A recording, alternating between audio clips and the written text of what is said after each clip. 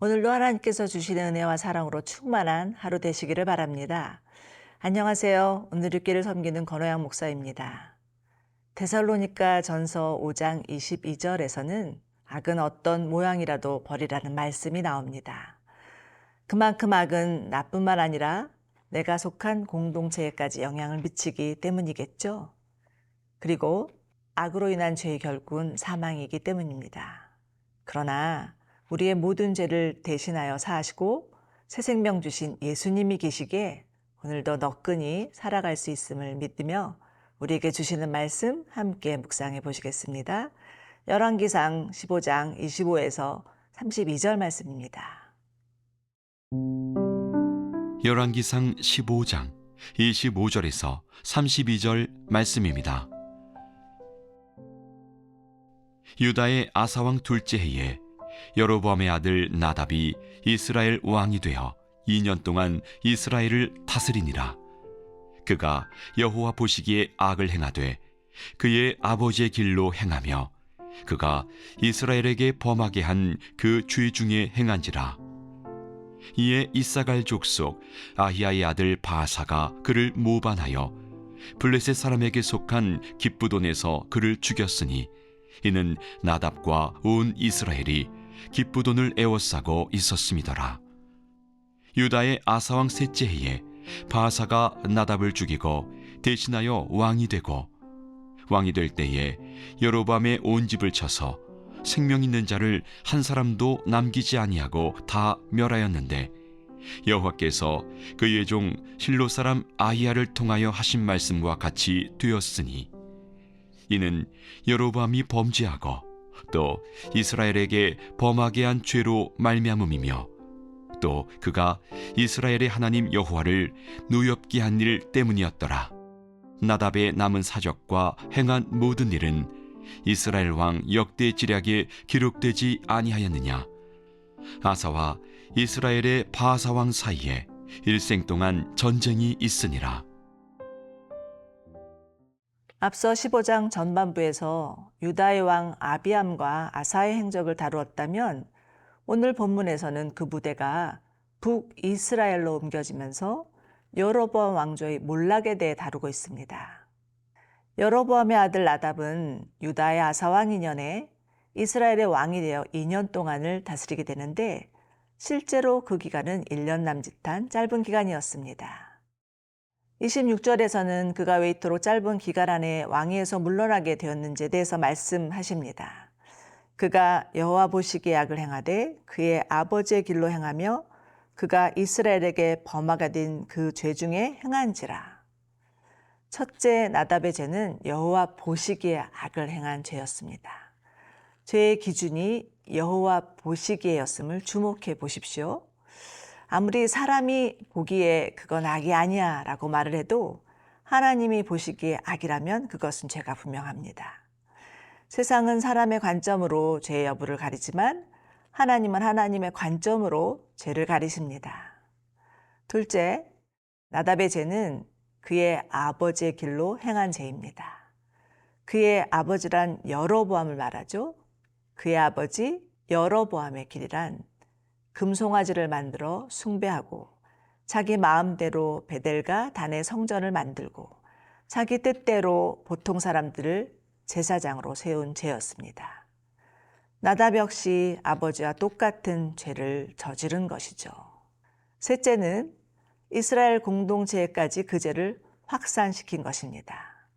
하나님은 여로보암을 북이스라엘의 왕으로 세우시면서 솔로몬이 저지른 죄악을 끊어내기를 원하셨지만 오히려 여로보암과 나답은 솔로몬보다 더한 죄를 저지르고 맙니다. 하나님을 외면하고 하나님의 말씀을 경홀히 여기며 나라 전체를 각종 우상으로 물들이니 백성들 또한 하나같이 하나님과 하나님의 말씀을 무시하고 우상에게 머리를 조아리는 죄를 범하고 맙니다. 이처럼 한 나라의 지도자의 생각과 행동은 그 백성에게 영향을 미칠 수밖에 없습니다. 지도자가 어떠한 신념을 가지고 어떠한 정책을 펼치느냐에 따라 나라의 운명이 달라질 수 있으며 무엇보다 지도자의 신앙은 한 나라의 영적 모두를 바꾸어 놓습니다. 그리고 이는 가정에서도 마찬가지겠죠? 부모의 신앙, 철학, 삶의 습관은 아이들에게도 속속들이 영향을 주게 되어 있습니다. 그러니 나라는 한 사람이 얼마나 중요한지를 마음 깊이 새기며 하나님 앞에 겸손히 나아갈 수 있는 저와 여러분 되시기를 소망합니다.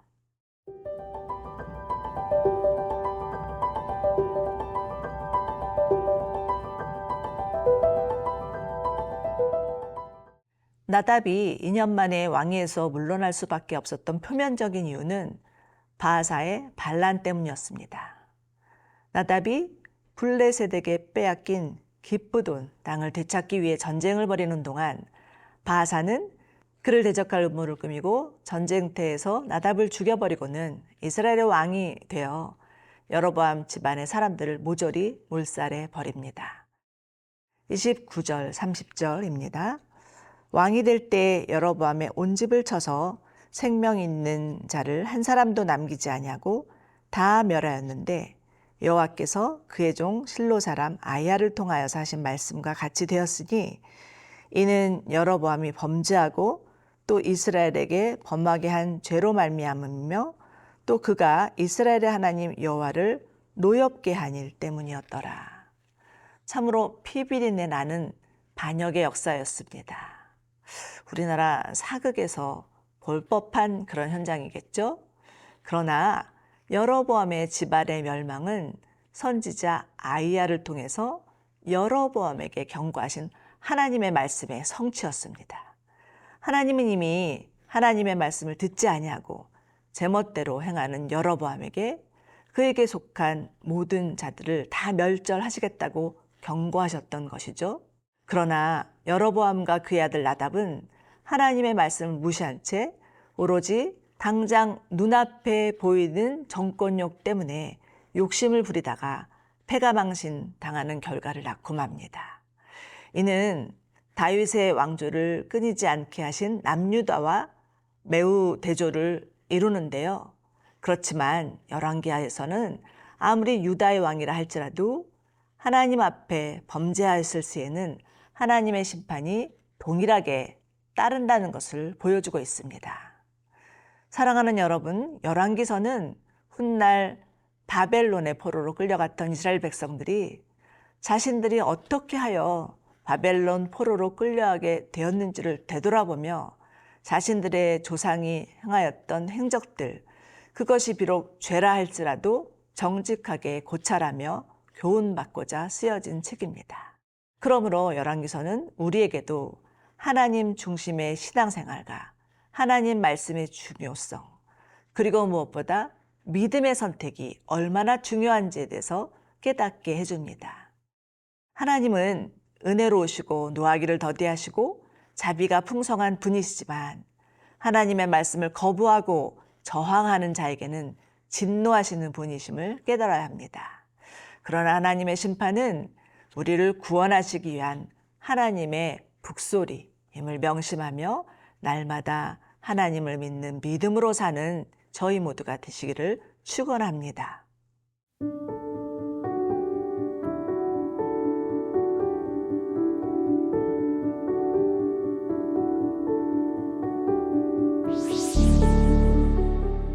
살아계신 하나님, 아무리 악이 번성하는 것 같아도 하나님은 반드시 하나님의 공의대로 심판하시는 분이심을 믿습니다. 그러나 하나님은 아무도 멸망하지 아니하고 다 구원받기를 원하시는 사랑의 하나님이심에 감사드리며 오늘도 주의 은혜의 복음을 전하기 위하여서 산을 넘는 자들이 되게 하여 주시옵소서. 예수님의 이름으로 기도드립니다. 아멘.